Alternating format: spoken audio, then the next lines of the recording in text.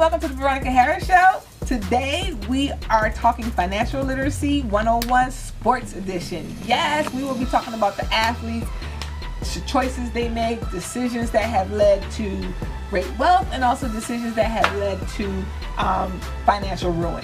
We all like to hear about the financial ruin. But anyway, we're going to have two great guests here today that have come all the way from New Jersey to talk with us and share what ideas and methods we can use, as well as athletes, to be more financially literate. So stay with us. We'll be right back.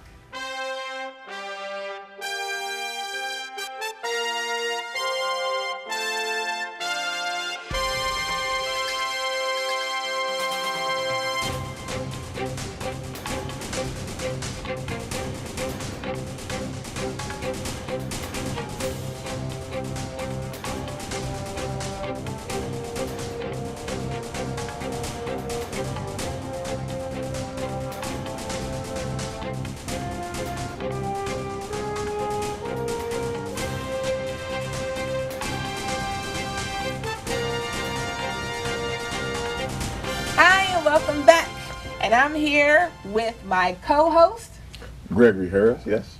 What are you today? I'm Gregory Harris. You not giving yourself a title today?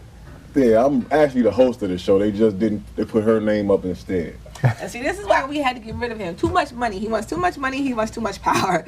But anyway, today we're going to be talking about Financial Literacy Sports Edition. Yeah, I was really financial literate. I thought I was until the money came rolling in. Yeah, because you were. I mean, as a young person, you're the only person I know that can go to an arcade with no money and come back with money.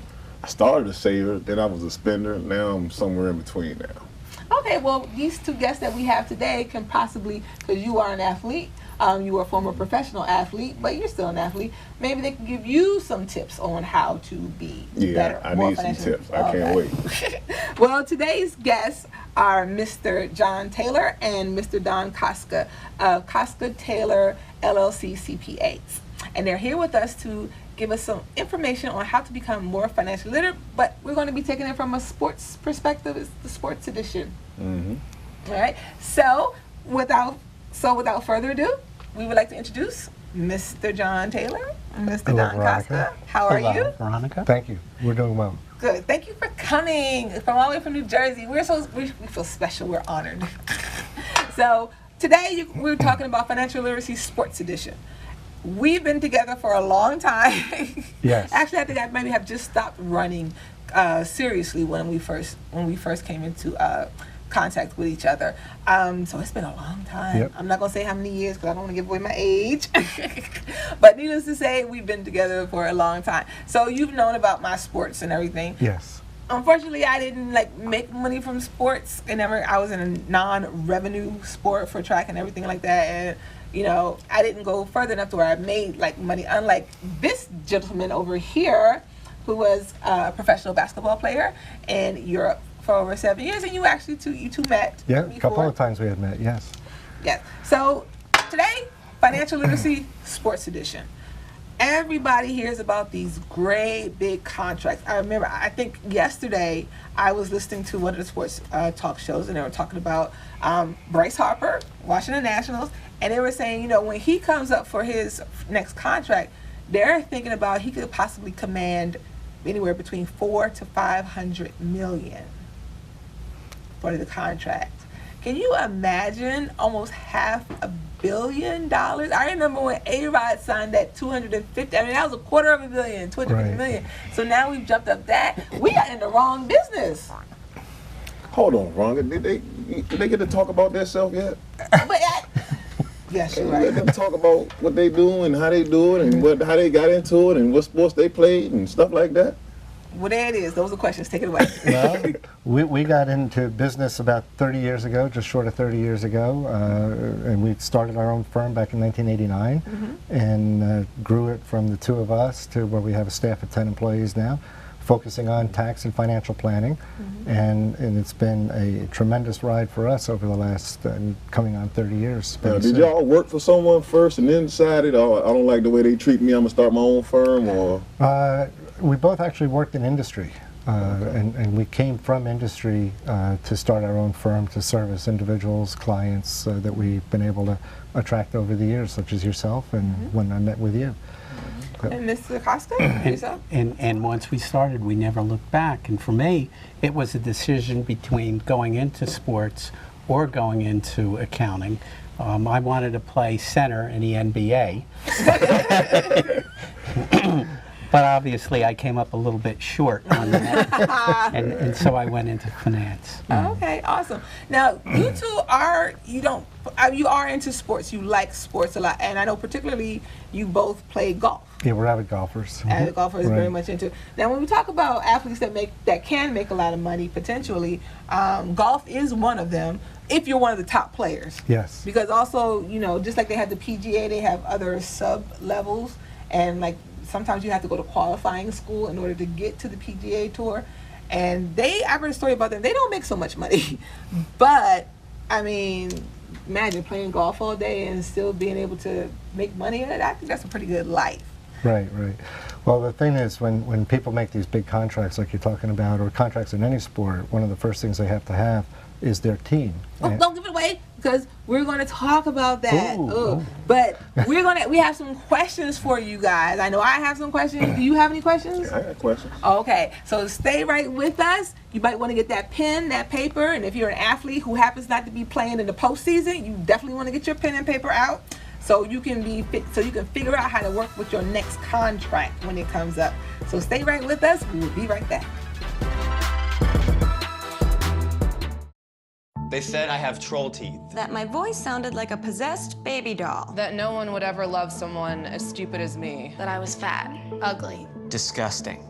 The effect of bullying is potent. We will no longer be the silent majority. Now, when you see online bullying, there's something you can do about it. We're gonna take action with the I. I am a witness. I am a witness. I am a witness. I am a witness. I am a witness, and so are you.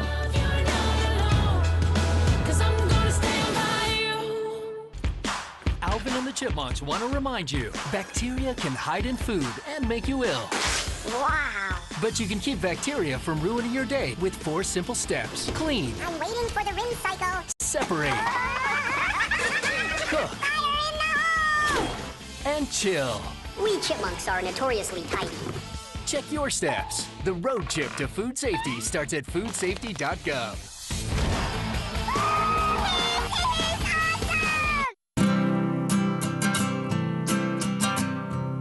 Every day across America, excess food is gathered by a network of good people at local food banks, giving hope to millions of children who struggle with hunger.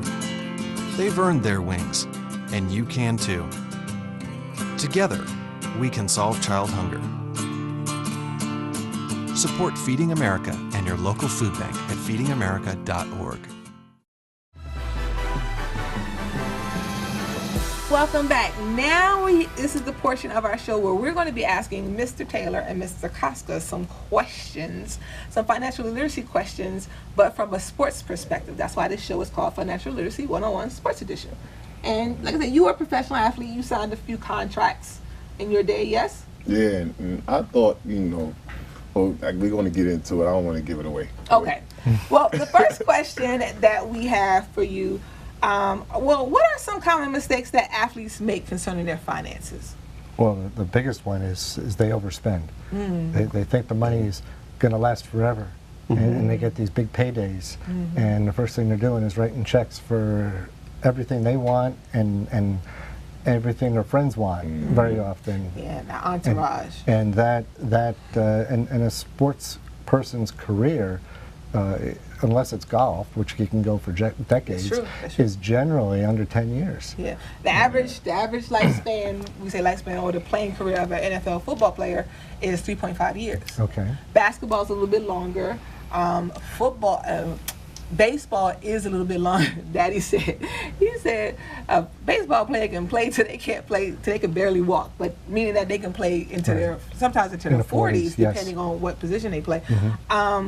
But like you were just saying, thinking that the money will never end. And really, all sports when it comes to finances and like contracts are not the same. As you know, NFL contracts, The only part that's guaranteed is the signing bonus. Other than that, all the other major sports, their contracts are a little bit better. I always say, I tell a professional athlete, if you are good in baseball, that's where you need to go. Right. Because those contracts are guaranteed. Like, what they sign for is what you have to be paid for, unless you do something to mess it up. Veronica, Yes. not only when I first little bit of money I got did I overspend, I didn't think it was real because it was orange and purple. Well, you were, okay. It was Belgian francs. And then when I left the restaurant, my teammate told me, man, you just spent $700. Woo! I'm like, for what? We didn't do anything. We wasn't in there that long. Yeah. $700. So you overspend. What do you think you were, Jay-Z or something? Man, the money was a different color. It was like, okay, that's what you, how much? You want the orange one? Okay. Just throwing around bills. And Trying to make it rain? No, I didn't. Oh, okay. And all of this ties back to the importance of having a good team around you. You signed a contract. It was a nice contract, a big contract, but you needed to have someone there, an accountant, an attorney, to be whispering in your ears, that this is fleeting. And that brings us to our questions. How involved should an athlete be in their personal financial planning when hiring a financial consultant or a CFP, as certified financial planner, or how much freedom should the consultant have while planning the athlete's finances? So that's the flip side, where I know Lionel Messi, who plays for Argentina, his country, he is on trial because there's some kind of financial mismanagement, some other thing, and he said he never read the papers. It was his quote, never read the papers. I trusted my father and the financial planner. So can you speak to those questions? Well, for the contract, that's where you have an attorney. Right. And we're not attorneys, Right. but you're going to have your attorney review the contract to make sure that the contract itself is written in a way that it's not going to harm you, or you know what the caveats are in it that you're adhering to, so that you're not going to hurt yourself. Then with respect to the financial side, everybody, athletes included, must be included in their financial situation. They have to know what's going on. They have to understand the checkbook. They need to see their balance sheet every month. Some athletes can't even write a check. Don't even. I mean, not a lot of us probably don't do checks per se, but I mean, I know a lot of athletes, they don't know how to write a check. They don't know where the bills go, or sometimes they don't even not sure who actually pays the bills. All they know is they make the money. Well, that's true, but then it's really important to choose wisely.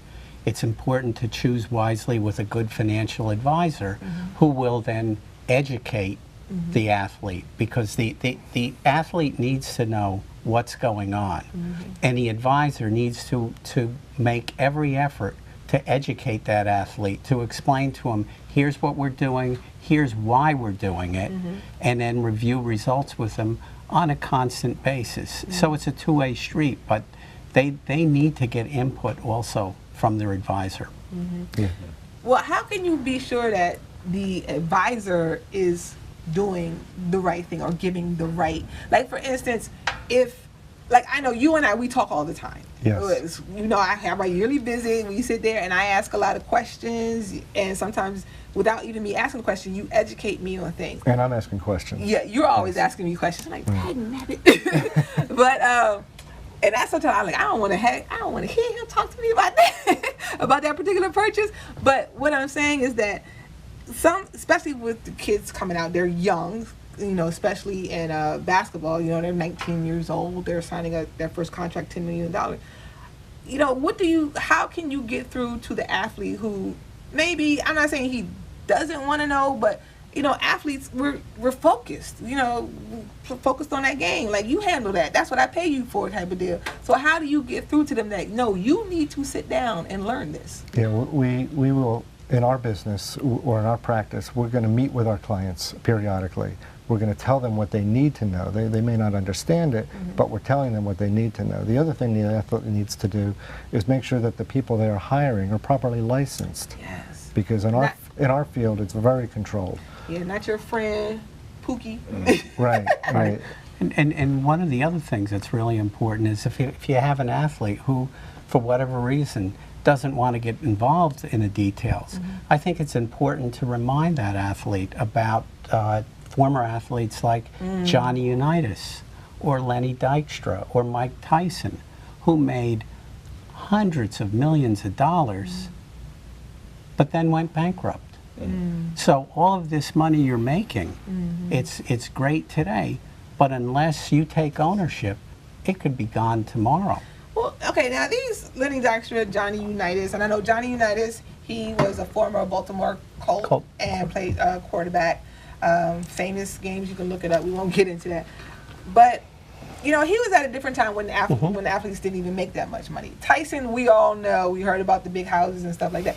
But rich athlete being broke, is that the same as me being broke? You know, because they may say they're broke, but they still have, I mean, unless they got like $10 in the bank, I don't consider it. They're not living on the street. And they may have the ability too, because of their name, to be able to regroup. But the thing is, they may have blown hundreds of millions of dollars collectively. And you'll never get that back because that window of opportunity, especially with athletics, you know, you were young when you did that, and I don't see, you know, Tyson. He's regrouped and making a nice living for himself. But you know, after he got hit by Buster Douglas, he was never the same. But you know, we don't see him getting back into the ring to fight again. So what are some of the things, or some of the things that an athlete should do with their finances? Should they have an audit of their finances? And how often do they do that? Like for me, it's tax time with you. That's when we sit and we talk about whatever. But athletes, how, you know, because they have more money, and you know, they have to treat themselves like a business. Yes. And a business reviews their financials every month. And the people that are working behind the scenes for the athletes should be giving the athlete or their team, the personal team of the individual, the financial information that they need to know. The balance sheet. How much money do I have? How much money am I spending? Look at the income statement. Where is it going? You want to be able to treat yourself like a business. Well, in notes to that, when you're saying, we talked about, or you just mentioned the athletes that went broke, there are some athletes who've done quite well. I can think of Shaq, for instance. He's done quite well with himself, very diversified. I remember he said something, you know, I've hired people to watch my money, but he said, I'm watching the watchers. Yes, you have to watch the watchers. And then of course Michael Jordan, I mean, he's made more money yearly post basketball than he did when he was, you know, playing basketball. Although I think his highest contract, he was $33 million that he made. But I mean, just with all his things that he does, they consider him to be the first billionaire in sports. Well, Tiger is a billionaire. Yes. Is he? Yes. I mean, you would know, y'all more into golf than I am. We don't see him play. Well, with these young men and women who are earning money that can create generational wealth, meaning not only will they be taken care of, but their kids, their kids' kids, their kids, and you know. We keep talking about those athletes with all that money. Now you have two clients. One superstar, someone that, you know, making that LeBron James, Kobe Bryant money. And you have a guy that's not the league minimum, but, you know, what is that? What is not the league minimum? It is the but, league you know, minimum. I mean, put it not the league minimum, but he's not making superstar money. Right. Right. Now And you they have have a these scale. two clients. And he may not be getting the TV commercials or anything. Right. else. Right. No Right. endorsements, no Right. TV Right. commercials, that stuff. Or someone who's only making a veteran's minimum, which is $1.5 million in the NBA. So you have these two clients. All right. Now, is your advice much different? Is it the same, or because they're in two different tax brackets, you're gonna the superstar, you call him back, and then the other guy, you say, I get back. No, these are not. I call him later. You get back to all your clients. Yes, but they call you me back when I call. You do want to treat each client individually, and see the new person coming into the sports with his first contract or the first renewal of a contract. They're going to need more hand-holding. The people that are the superstars, they've got their team, they've made it. But the new people coming in need the hand-holding. They need to be told what to do with their money, because they can't just be given a multi-million-dollar contract and not offered any guidance. At one point, I was looking at the NFL Players Association financial planners, and there was so much criteria that were required to be told to the football players that were coming in. They're teaching them about what to do with the money now. And yet and still, so many people still don't do the right thing with the money. I mean, it's just like, you know, we're both educators. We work in the schools. We work in the school system. It's like, well, they're more mandated to see us, and we give them the information that they need. And yet, like for instance, I do a whole unit on smoking and tobacco, but yet those same people who I saw in my class are outside smoking. Like, Well, I think you're bringing up one of the biggest problems, and that is bad influences. You sign a big contract, you've got the right team around you, but at the end of the day, it's up to you to listen to that team. And if you're not listening to your team, but you're listening to some bad influences, you may go down the wrong street. And that street may be bankruptcy and ruin. Yeah, listening to Pookie and them, or your man's on the, you know, from childhood and things like that. And that's what are some of the what are some of the biggest do's and don'ts that athletes make when it comes to their money? Well, the biggest the thing that they have to do is to save. You want to save your money. You want to put it into deferred contracts like a 401k or an IRA. Lock it up for retirement purposes, because who knows where Social Security is going to be in 40 years for these young kids that are coming in today. So they want to start saving in their 20s, because the biggest thing working for them is their age and the years before they're going to need that money. And these athletes that are signing the big contracts, you want to take a portion of that contract and divide it out, so you've got investments laid out for the future. You can't look at it and say, I've got a $20 million contract and I can spend this money today. Right. Because in between the time you sign that contract and the time your contract's up, God forbid you can become injured and your playing days are over. And then also, I mean, I always say, yeah, you got 20 million, but wait till Uncle Sam get to it. Well, that's another one. He'll be there. Yeah. No, them 401ks is no scenario where a market collapse or something can happen and that money disappears. The money won't disappear. In 2008, the market went down about 38%. But within a year and a half, everybody that held on to their investments during 08, 09 were back even again. So the markets do fluctuate. Every day they fluctuate. So it's like when the market has a drop, it's like Macy's going on sale. You can't get in the parking lot to Macy's because everybody's in the store buying. When the market takes a dip, that's the opportunity to put your money to work in the market, because where's it going to go? It usually goes back up after the dip. And the key to it is always buy quality. When a business deal is presented to you, or an investment deal is presented to you that sounds too good to be true, chances are it is, and you ought to avoid it. But if you're looking at quality stocks, quality bonds, quality investments, more times than not, that'll carry the day in good times and in bad. Well, I'm going to ask you, you know, part of having that team, and I count the company Kostka and Taylor as being a part of my team. And you know, you have your fees that for the services that you render to me, you know, that I pay and so forth and so on.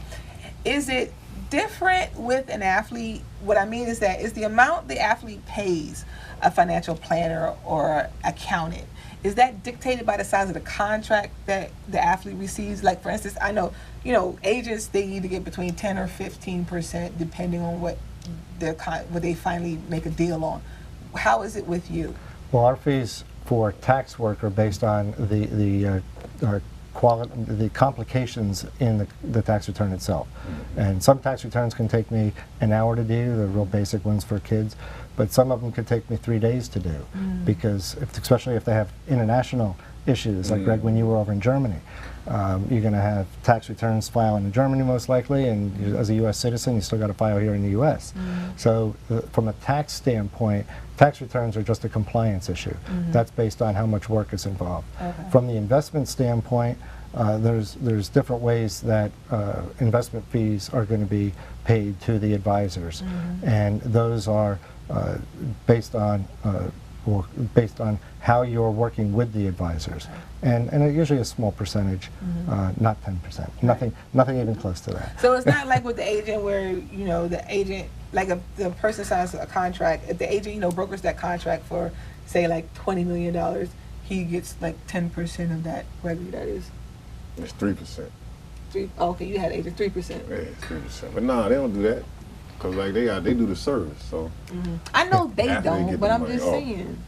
why you skip off the do's and don'ts? You only gave us one do, and then you ran on to the next segment. I'm sorry. Thank you. And what's okay? Is there any don'ts? Because that we always Or more do's. or more do's. Thank Well, you. I think one of the do's is it's really important to carefully read your contracts, carefully understand what's inside.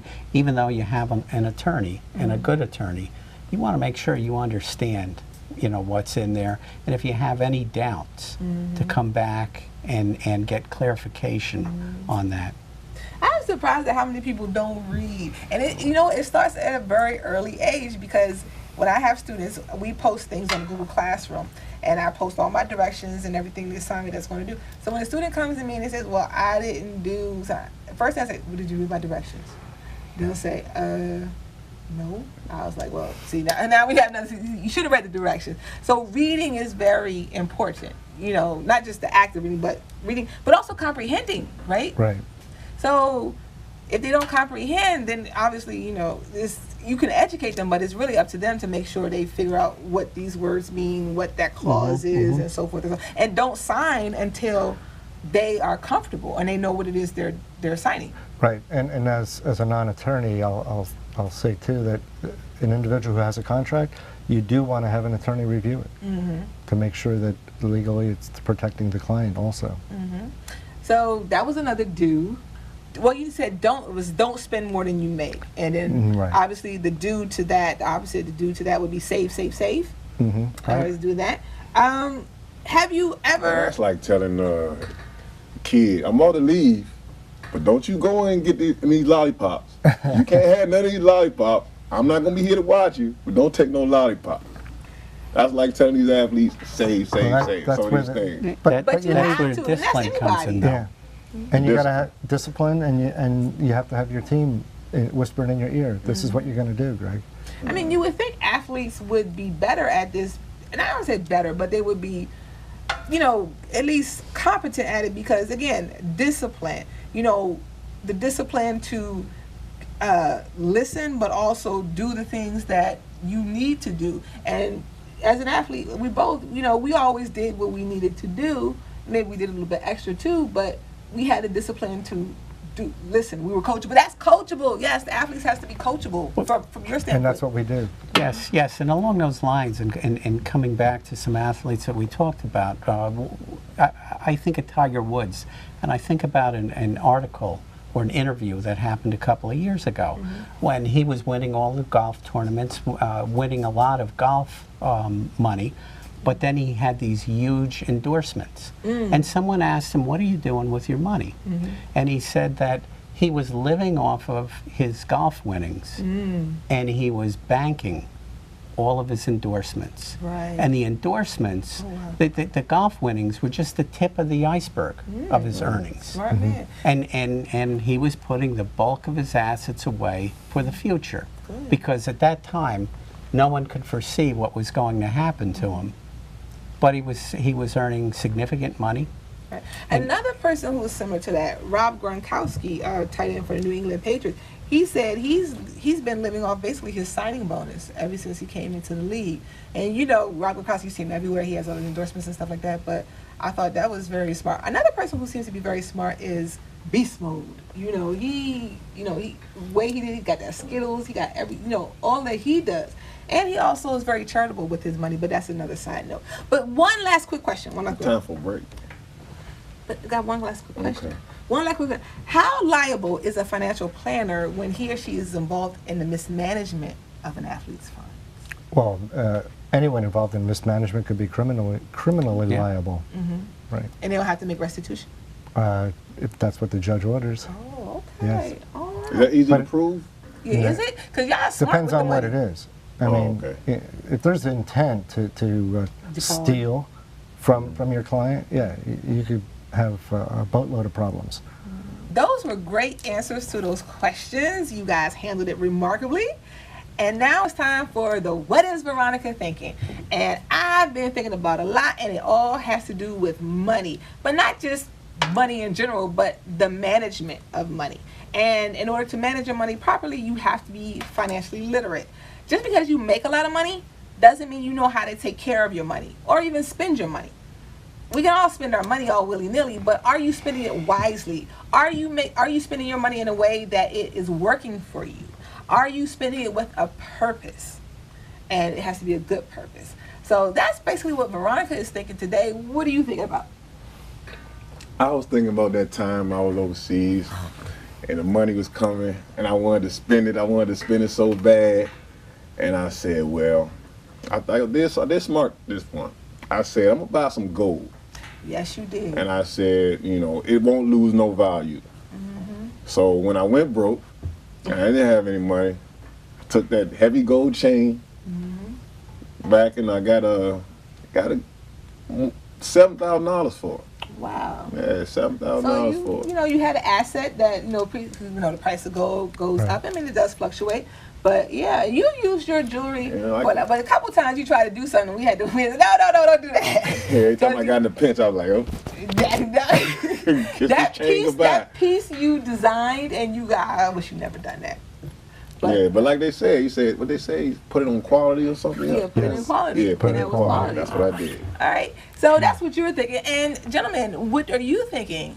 Well, I'm thinking you want to protect yourself and develop your team to help you. Team. And that's, you know what, we are, we talk about different aspects of life, but we always come from a sports perspective, and team is a big thing. So it's not only applies in the sports realm, but definitely in other things as well, and you have to have a team. Yes. And I'm thinking prepare for tomorrow. And when do you start preparing for tomorrow? Today. Like right now. Well, right now. That's right, because as the money is coming in today, you need to be thinking about tomorrow and always putting a little bit aside, because tomorrow will get here sooner than you think. Yes. Yes, tomorrow will get here soon. I think that's a song lyric or something. Well, thank you for being on the show today. You were wonderful guests on the Veronica Harris Show. And if you want to know what more Veronica is thinking, or you would like to tell Veronica what you are thinking, well, I'm talking in third person. You want to tell me what you're thinking, you can always go to whatisveronicathinking@gmail.com. Leave your comments, your show suggestions, or just start a conversation with me. You can include Gregory in your email too, because he's always with me, my partner in the good times and the bad times. Thick and thin. When you were flush, I was with you, and when you were down and out, I was with you. True we that. Still together.